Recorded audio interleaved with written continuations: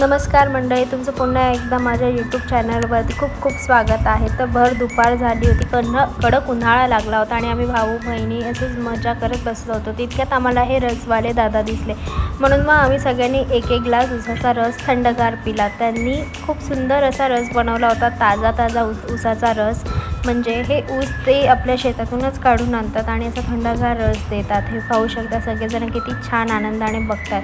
हे दादा दररोज लौकी या गावात दुपारच्या वेळेस येतात आणि हे आमची गल्ली आहे. हे मस्त असं आता नवीन घरांची सगळ्यांची कामं चालू आहेत. मग तिथून आम्ही रस पिऊन प्लॅन केला की आता आपण नदीवर जाऊ. तर आम्ही सगळेजण नदी पाहायला जात आहोत.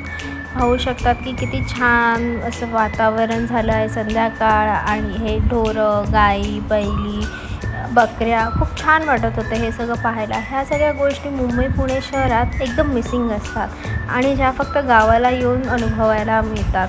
खूप छान आमची नदी आहे, हा पूल आहे, हा परिसरही खूप मनमोकळेपणाने आपल्याला जगता येतो, हा क्षण जगता येतो. हे बघा, आम्ही इथे खूप मजा केली. आम्ही खूप सारे फोटोज काढले, व्हिडिओज काढले आणि बघू शकतात की किती छान वाटत होतं यांच्यासोबत, माझ्या भावंडांसोबत.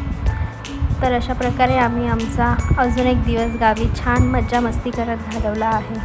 पुन्हा एकदा आपण भेटूया पुढच्या ब्लॉगमध्ये. प्लीज लाईक, शेअर आणि सबस्क्राईब.